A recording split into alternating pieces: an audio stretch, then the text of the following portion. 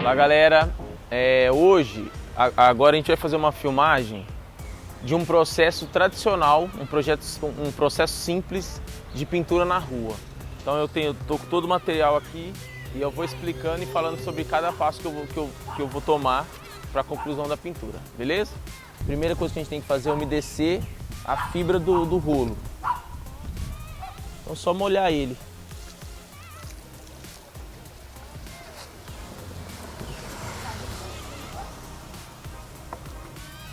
Para que é esse processo aqui? É para a tinta absorver melhor na fibra.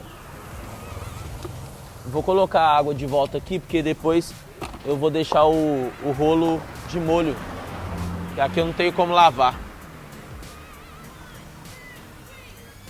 Eu trouxe uma tinta já diluída, mas quando você for comprar a tinta, é importante diluir um pouco, porque ela vai ficar melhor para passar no rolo e esticar na parede. Então olha a consistência da tinta. A tinta quando ela vem na lata, ela não vem nessa consistência. Então você pode pôr um pouco de água, não coloca muita. Essa parede, ela já tinha um trabalho meu com outro amigo. E aí quebraram a parede para fazer alguma coisa, eu acho que não foi para frente. Aí a gente está fazendo esse trabalho aqui, esse vídeo, né? Aqui, como a parede já tem uma camada de tinta, não precisa de nada, é só pintar. Mas quando a parede é crua, é bom passar uma seladora. A seladora, ela prepara a parede para a camada de pintura. Se você não passar a seladora, o que acontece? A tinta, ela vai ter que fazer o trabalho da seladora, então você vai gastar mais material. É bom também ter uma espátula. Essa parede aqui, ela tá com uma camada mais grossa de tinta, ela não está soltando. Mas, por exemplo, olha aqui, ó. Uma espátulazinha é bom ter para tirar isso. O que eu uso? Vou pegar aqui. Nesse trabalho eu vou usar a Tecbond, que é uma marca que me apoia. Aí quando a gente não tem espátula, a gente usa o fundo dela com cuidado, só para tirar o excesso. Tá vendo? É só que tem que ser com cuidado para não, de repente, furar a lata e você perder o material. Um lugarzinho ou outro só. É bom pintar de baixo para cima, porque se tiver algum buraquinho, o excesso de tinta quando rola vai cobrindo esses buraquinhos. Por exemplo, aqui, ó, vamos fazer aqui, ó, tá vendo? Tem um buraco aqui. Se eu pintar de baixo para cima, ó, não cobre. Se eu fizer o contrário, olha lá, cobriu. Uma tinta convencional, qualquer casa de tinta, qualquer casa de material para construção, você vai achar esse material. É tinta convencional.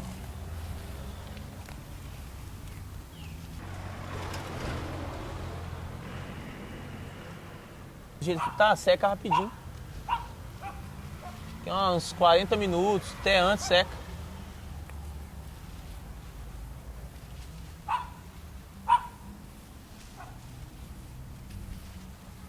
E como eu vou trabalhar com spray, eu não preciso que ela seque tanto. Se eu fosse trabalhar com pincel, se eu fosse fazer um trabalho com pincel, aí eu precisava que secasse bem, né? Porque aí, senão, quando você for passar, a tinta ela mistura, porque ela não está completamente seca, né?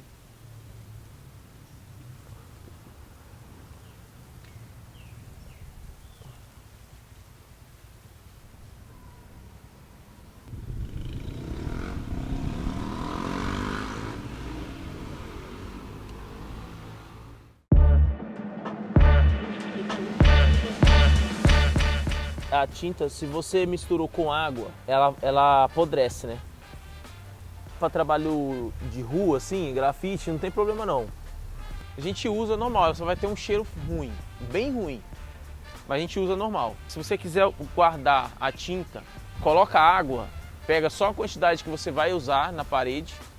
Aí acabou, você vai colocar mais um pouquinho, dilui e vai usando.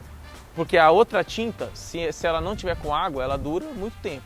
Se você misturou com água, ela não vai durar muito tempo não. Eu acho que para um trabalho comercial, aí eu acho que não é indicado usar, se você já diluiu ela.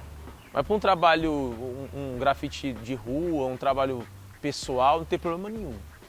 Tem uma técnica que eu uso, você está na rua e aí para você não perder o rolo, do jeito que você terminou de usar ele está cheio de tinta. Você tira o excesso dele na parede. Esse aqui eu vou deixar assim porque eu moro aqui perto, não tem problema, né? Mas para você não perder o rolo, você tira o excesso da tinta na parede e enrola ele numa sacola. Coloca ele dentro da sacola, enrola bonitinho, tiver como passar uma fita crepe, você passa. Eu já deixei rolo assim uma semana, duas. Depois quando eu fui tirar, lavou, tá normal. Essa aqui já viveu muita coisa. Olha a situação dela. E isso aqui, ó, é bom não deixar, ó. Então você terminou de usar isso aqui, o que aconteceu? Com certeza a gente esqueceu no sol um pouquinho e a tinta seca muito rápido, né? E depois que secou, isso aqui para tirar, você vai ter que usar um removedor, que aí tira tudo. Mas é bom não deixar. Terminou de usar, coloca num negocinho com água, que aí você não perde o material. Esses rolos aqui, ó, esses rolos quanto mais velho, eu acho que fica melhor. A cerda dele fica mais macia, ele absorve a tinta mais fácil, passa, a tinta fica melhor para passar na parede. Se você pega a parede assim, tá vendo? Aqui ela tá crua. Se você pega a parede assim, ou assim, o que é isso aqui, ó? Isso aqui é camada de cal. Cal não é um material para pintura, própria pintura. Então se você pega uma parede dessa forma, aqui tinha que descascar. Pega uma parede muito ruim assim, ó, ou crua, aí tem que passar a seladora. Qual que é a finalidade da seladora? Ela prepara a parede para receber a tinta. Se você passar a tinta aqui direto, a tinta ela vai fazer o trabalho da seladora para depois ela fazer o trabalho dela. Então, por exemplo, se a gente fosse pintar aqui, eu apliquei, sei lá, uma mão boa de seladora e aí apliquei 2 de tinta. Se eu não fiz esse trabalho com a seladora, se eu fosse gastar aqui 2 de tinta, eu vou gastar 4. A tinta ela vai ter que entrar para dentro dos poros da parede, selar, para depois ela fazer o trabalho dela de pintura. E dependendo da tinta que usar, ela não vai funcionar tão bem. Ela pode perder a cor muito mais rápido. Se for um trabalho comercial, eu acho que não é que vale a pena não, tem que usar. A seladora não é cara não. Ela é bem mais barata que uma lata de látex, por exemplo. E como é um trabalho comercial, você já tem que pôr isso no orçamento, porque é necessário. Porque depois acontece da tinta soltar, e ela solta e a parede fica dessa forma aqui, ó, como se não tivesse passado nada. A tinta não aderiu à parede porque não tinha um preparamento para isso. Então é importante a seladora. Olha só, o que está acontecendo aqui? Esse metal ele foi pintado sem o primer. Primer é a seladora para metal. Ela prepara o metal para receber a tinta. Aqui a tinta, o metal ele não tem poros igual parede, então não adere. Vai pintar, mas com o tempo solta. O primer gruda no metal e prepara o metal para a pintura. Então, pintura automotiva é a mesma coisa. Se não aplicar o primer, vai pintar. Mas aí o sol seca a tinta solta do metal e aí acontece aqui. Então quando for pintar em metal, tem que passar um primer. Existe primer que você vai comprar a lata de 3.600, que aí você pode aplicar com o compressor, ou dependendo da superfície no rolinho, a gente já fez isso, não tem problema. E tem primer também em spray. Aí você compra o spray e aplica o primer com spray, depois pode vir com outra tinta por cima. Oba! Pra gente estar pintando na rua, o spray é uma ferramenta, é uma das ferramentas. Então a gente consegue fazer muita coisa usando pincel, usando trincha, usando rolo. Aqui eu vou usar mais spray porque é a técnica que eu desenvolvi. Mas, por exemplo, se fosse algo muito grande, eu posso pegar as partes maiores e chapar no rolo. Eu até tenho um rolinho ali, eu vou usar.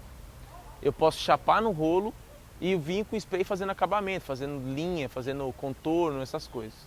Então, por exemplo, isso ajuda na questão dos gastos, né? Então, se eu fosse fazer um trabalho só com spray, eu ia gastar muito mais. Então, eu posso fazer o mesmo trabalho e minimizar os meus gastos usando rolo e pincel.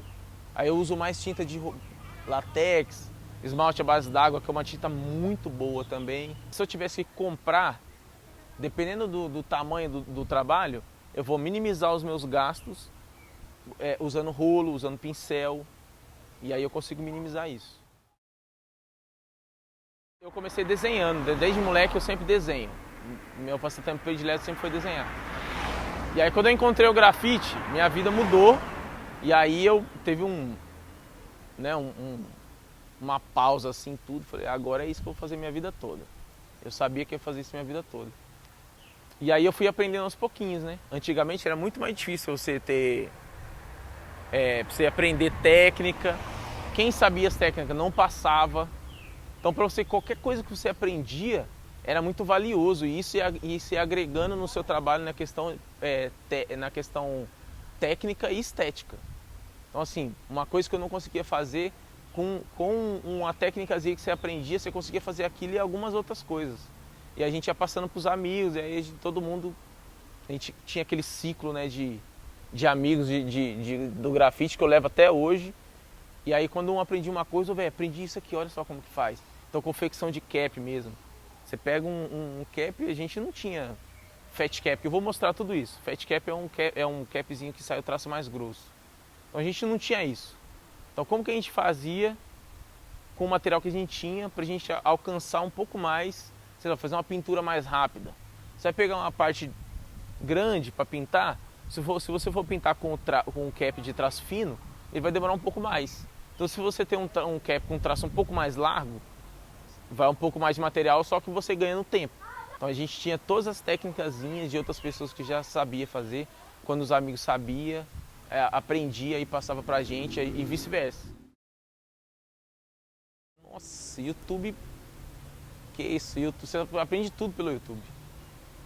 Tem muita técnica. Hoje tem canal no YouTube só de técnicas de grafite.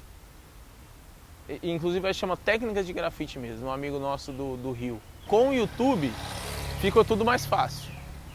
Você tem qualquer coisa que você quiser fazer em relação a muitas outras coisas, nem só pintura, né? Nem só grafite, nem só street art, você acha no YouTube. O que chegasse a gente tinha que aprender e usar. No YouTube você tem a facilidade de procurar outras coisas. Então, sei lá, vamos procurar técnica de traço grosso no YouTube. Vai aparecer um monte de vídeo e vídeos diferentes, técnicas diferentes. Isso a pessoa começar a fazer grafite hoje, se ela pegar firme, ela vai evoluir em um ano que a gente evoluía em 5. Os erros às vezes te ensinam mais do que os acertos. Por exemplo, esse verde aqui, é bom eu ter um pouco mais dele, que se eu errar, se for um erro muito brutal que eu tenho que apagar. Você apaga e pronto. Agora quando é um erro mais bobo, o que você faz? Eu vou riscar aqui, eu vou errar de propósito para a gente ver o processo disso.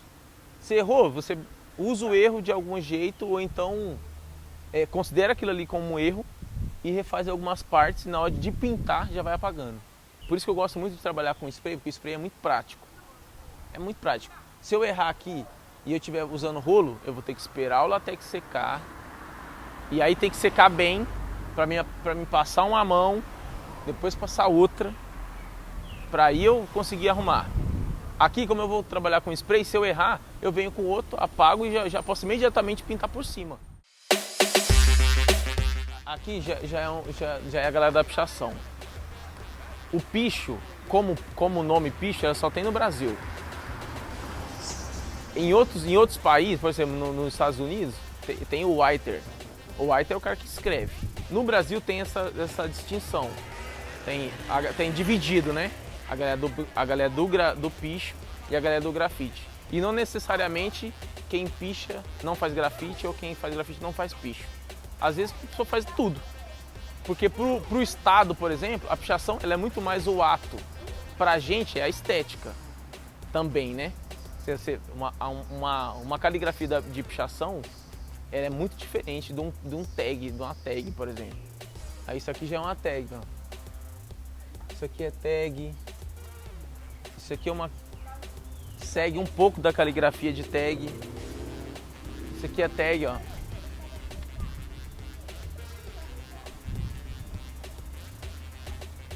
Aqui tá escrito letras. Letras. Aqui é PDF Crio, que é o nome do meu grupo de grafite. Todos escritos em tag. Eu acho que a tag ela carrega uma esteticamente e ideologicamente uma parte muito forte do grafite. O grafite ele surge da pichação. A galera começou a escrever como protesto e aí isso foi ganhando outros rumos e foi ganhando corpo. E aí pensa que já não é mais só o traço, aí já é uma letra mais pesada, com corpo e contorno. Aí o grafite já começa a nascer disso, assim. Então o grafite ele nasce praticamente da pichação. Por isso que eu falo que assim, são irmãs. É só no Brasil que teve essas que se tornou, se colocaram nomes diferentes, mas é a mesma coisa, assim, caminha junto. Quando tem interação do público, eu acho que a arte cumpriu o papel dela. É interagir com as pessoas, expressão humana. A gente vive numa cidade cinza, uma cidade morta, né? Sei lá. E é legal quando vários lugares que a gente vai pintar, a pessoa fala, nossa, velho, a rua ganhou vida aqui agora. Com um pouco de cor que a gente coloca. Então, as pinturas, grafite, né? Tudo isso que permeia a street art, ela faz muito bem para a sociedade. Porque a gente quebra alguns padrões, alguns paradigmas. O pessoal passa nessa rua aqui todo dia para ir trabalhar, para voltar. Aí tem uma pintura nova, ela, que legal, não sei o quê. A arte, ela influencia na vida das pessoas, ela é importante também, entendeu?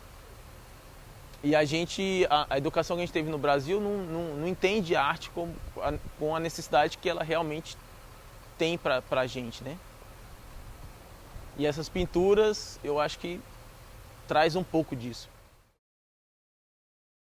Eu acho que a arte está vivendo um momento diferente, junto com o grafite. Eu acho que o grafite é um divisor, assim. Não sei se divisor de águas é a expressão melhor, mas eu acho que a arte está vivendo um momento bem diferente. A gente sai de uma caixa e vai usar o mundo, tudo, para fora. A gente sai de um lugar fechado e vai usar as coisas, né, que está aí construindo a nossa sociedade. Isso tem que ser registrado. E eu acho que a melhor forma e a forma mais real de ser registrado é por quem está fazendo. Então é muito importante a gente, quanto grafiteiro, quanto pichador, quanto artista plástico,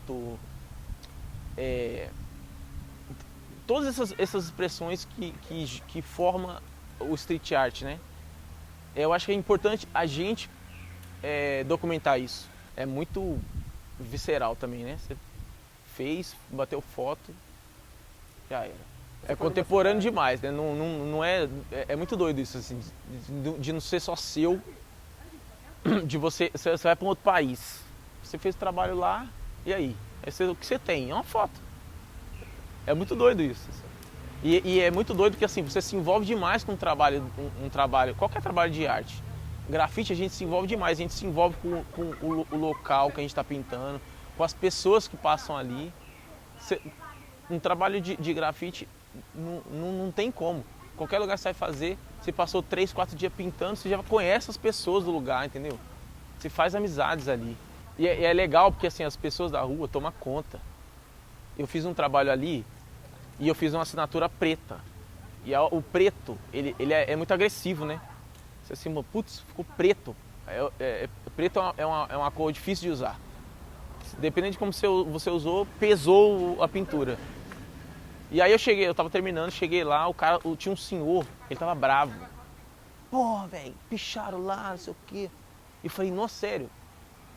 Será mesmo que picharam? Isso não acontece, né? Cheguei lá, eu fui ver. Era a assinatura que eu tinha feito. E eu falei, não, é uma assinatura que eu fiz. Ele, tá. Porque não dá pra entender, é que ele já entende como uma pichação.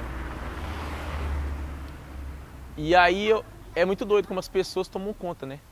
Não é mais só seu. Isso eu acho muito legal, velho. Não é mais só seu isso.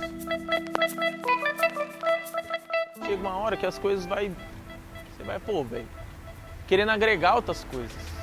Né? Nesse agregar, você vai colocando outras expressões artísticas que você acha legal no seu trabalho, né?